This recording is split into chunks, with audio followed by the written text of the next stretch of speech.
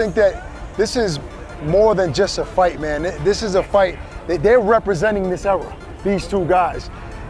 And we're going to see a war tonight. I would say if they deliver what we think they're going to deliver, this fight will hold up with almost any fight. Yeah. And we're talking about in their weight division, where the welterweight division, there's been some of the greatest fights in the history of the sport. Yeah. This fight, if it delivers what we think, and I think it will, it'll be up there with the top.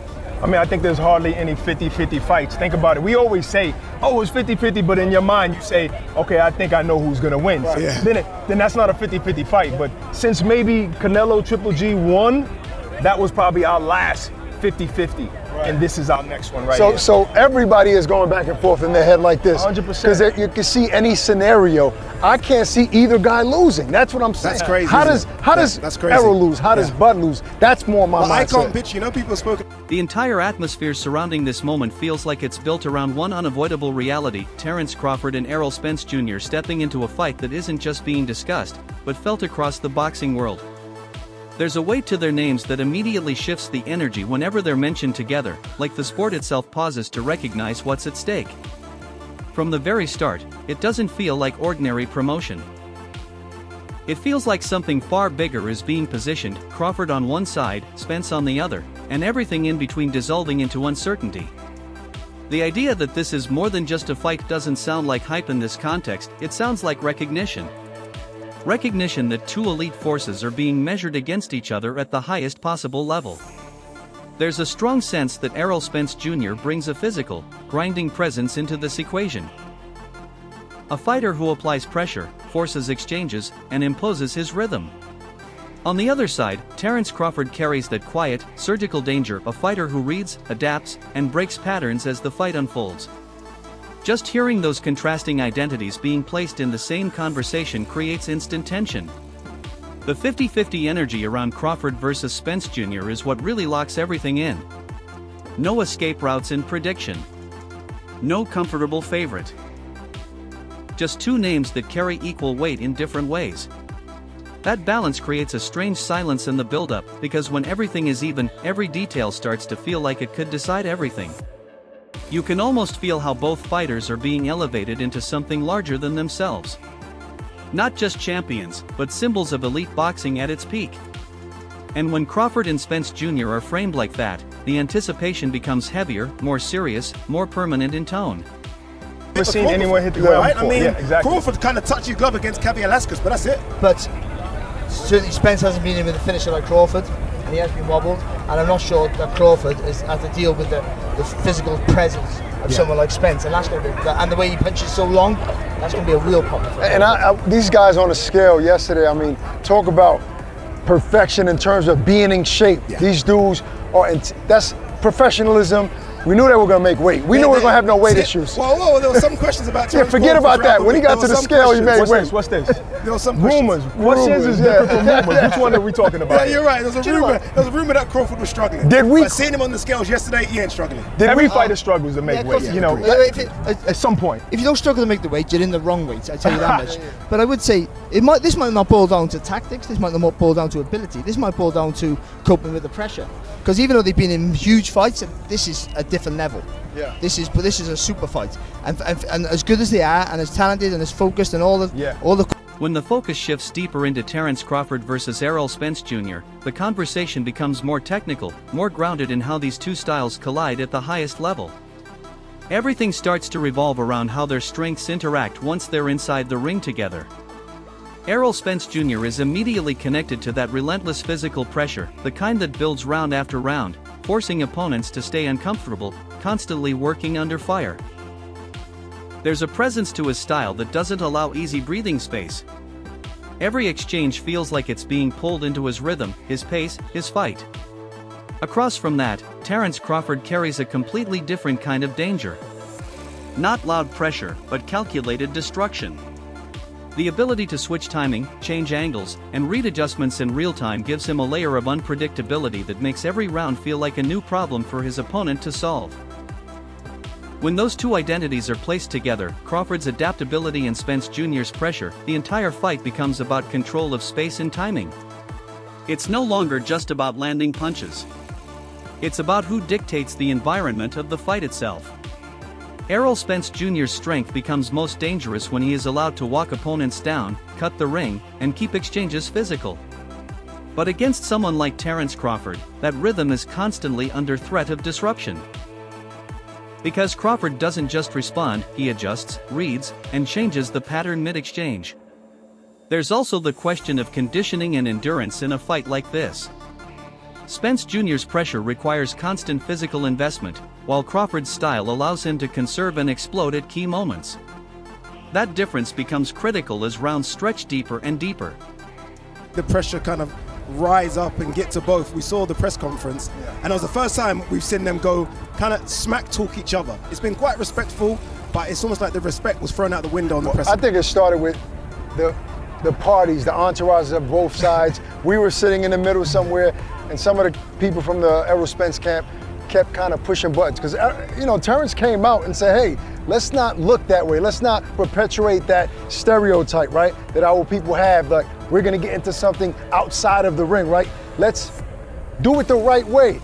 But he kept pressing his buttons into the point where Bud had to respond, and that's how it got out of hand. I didn't say he had to, but he said he get active. He gets active. He said I get active. He said I get active. Should we hear a bit of that smack talk? Yes. Let's hear some of the smack talk between Terence Crawford and Errol Spence. He can't hide no more. It's time to take care of business. Work time. Work time. Work time. I'm gonna piggyback off what he said. There's no more talking, and nothing else they can say. And I just want to say, my chant is, it's time to eat. It's time to eat. And the reason why I say it's time to eat, because he hadn't missed a meal. It's time to eat. It's time to eat. It's time to twirl. It's time to make it happen. I'm tired of talking. Yeah. Hey, listen. Hold your voice. Hold your voice. Hold your voice. Hold your voice. Because y'all gonna get it. You can't talk. You can't fight. None of that. The tension surrounding Terence Crawford and Errol Spence Jr. reaches another level when the psychological element enters the picture. This isn't just about physical preparation anymore, it's about presence, confidence, and mental control before the first punch is ever thrown. Every interaction tied to Crawford versus Spence Jr. carries an edge. Errol Spence Jr. brings that calm but firm confidence, the kind that doesn't rely on noise but on certainty. He carries himself like a fighter who believes in breaking opponents through pressure and consistency rather than flash. Terence Crawford, on the other hand, moves with a quieter kind of confidence, almost detached, but fully aware. There's a sense that he processes everything in real time, adjusting not just physically, but mentally as the fight unfolds. That difference in presence alone creates tension in every face-off, every verbal exchange. When both camps come together, it stops feeling like promotion and starts feeling like confrontation. Crawford and Spence Jr. aren't just being talked about as fighters, they're being positioned as forces that refuse to yield mentally as much as physically. The intensity builds because neither side gives ground in tone or attitude. Errol Spence Jr. projects certainty through physical dominance, while Terence Crawford projects control through composure and adaptability. That clash of mental identities becomes just as important as anything that will happen in the ring. There's a moment in the build-up where everything feels locked in, no more guessing, no more soft edges. Just two fighters fully committed to their identity, waiting for the moment where words disappear and reality takes over. And in that silence after the tension rises, Crawford versus Spence Jr. feels less like a promoted fight and more like an unavoidable collision that has already been set in motion. Been Crawford from the beginning. And I could give you 10 reasons, a million reasons why I think Spence will win, but I'm sticking with Crawford. I just think that long reach with a straight puncher, they can lean back and catch him with a hook over the top of that high guard when you don't see the punches coming, may cause him problems. He's the best finisher in the world, I would say, right now. And I just think he has more ways to win. His footwork's a little bit better. He can spin around as close to the target to get different angles. He can punch from every angle. And that's why I give him the edge. I've been playing this fight out of my head over and over again, and as I said earlier, I can't see either guy losing, right? But we have to pick somebody, and most likely we're gonna get a winner tonight. Now, the difference in this fight, I think, is going to be the stance. I think the fact that Terence can fight southpaw and orthodox is gonna play a part, even though Errol is gonna be like a machine that he is, continue to move forward. I think late in the fight, Crawford still has heavy power and punches from different angles. And I think it's going to be tough for Errol to deal with that. But either guy can win. So I'm trying to get out of giving a prediction. With giving you a prediction, I think it's going to be a phenomenal fight. If I had to give somebody the edge, Come on, who? I'm going to go with Terence Crawford. Yeah. And this is me really. Be brave, Jack. Be brave. Does Brad, predictions just- really matter when you got Yeah. a 50-50 Just fight? do it. Just do it. But the truth is, these guys are going to fight twice. They both have. When experts break down Terence Crawford versus Errol Spence Jr., the conversation immediately shifts into precision and detail. Everything is measured, not emotionally, but structurally. Reach, angles, timing, adaptability, pressure, all of it becomes part of a larger equation. Errol Spence Jr. is consistently associated with pressure efficiency, the ability to close distance, force exchanges, and maintain physical control inside the pocket. That kind of style doesn't rely on single moments.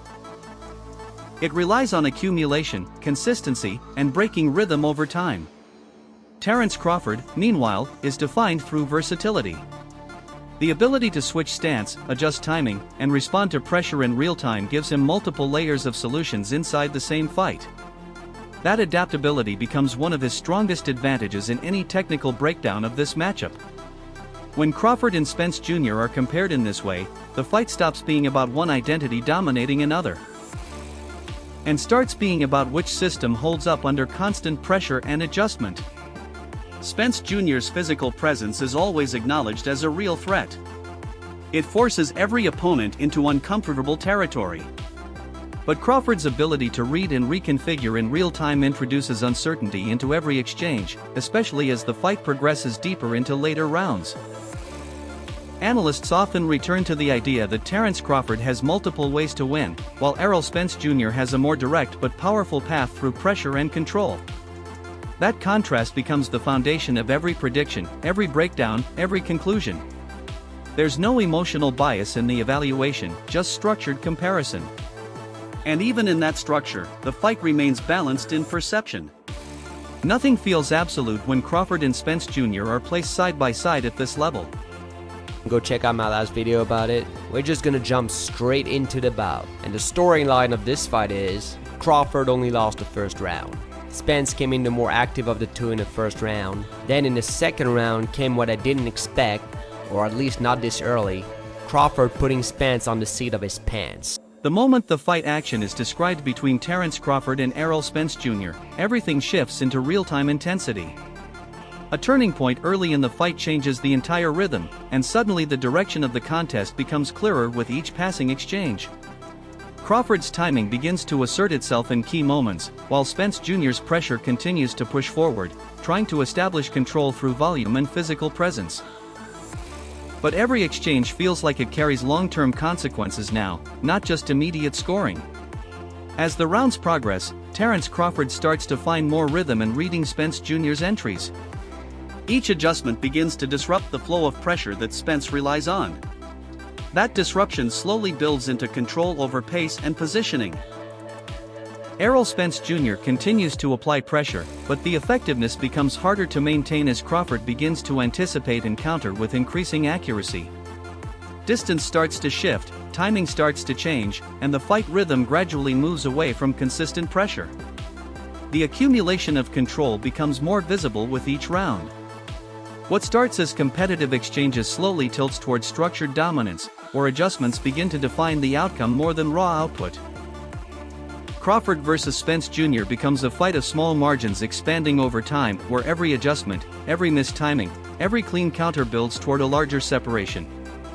And it was pretty much downhill from that point on for Spence. Matter of fact, even a doctor stepped in at the beginning of round 5 to check on his ass. And you just knew it was only a matter of time by then. Crawford was in total control and kept on pounding Spence for 8 rounds straight. Dropped him 2 more times in the 7th, until finally in the 9th, the referee stepped in and saved a battered Spence from further punishment.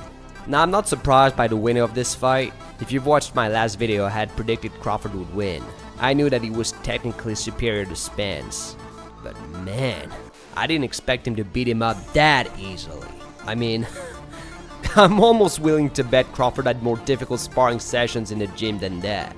He was perfect from almost start to finish. He just exposed Spence's raw and rugged boxing skills, as he was sometimes off balance, not gauging the distance well, or timing his punches right. As the fight reaches its decisive stages, Errol Spence Jr. is still fighting with heart and pressure, but the accumulation of damage and control becomes increasingly difficult to overcome. The referee stepping in marks the final recognition that the fight has reached its limit in terms of sustained punishment. Terence Crawford's performance becomes defined not just by single moments, but by sustained control across rounds. Reading Spence Jr., adjusting to pressure, and consistently finding answers to every phase of the fight. The stoppage itself carries the weight of inevitability rather than surprise. It reflects everything that has been building throughout the contest: the shifts in rhythm, the adjustments in timing, and the growing separation in control. Errol Spence Jr. is left in a moment that reflects the intensity of what he faced. Constant pressure, constant adjustment, and a pace that never fully allowed comfort. But the fight itself becomes a reflection of how Crawford maintained composure and control under all conditions. Spence tells the story of what happened. I mean, look at Crawford's. It's like they were in two different fights. And credit to Spence for being physically prepared and try to stay there. Otherwise, it would have ended much sooner.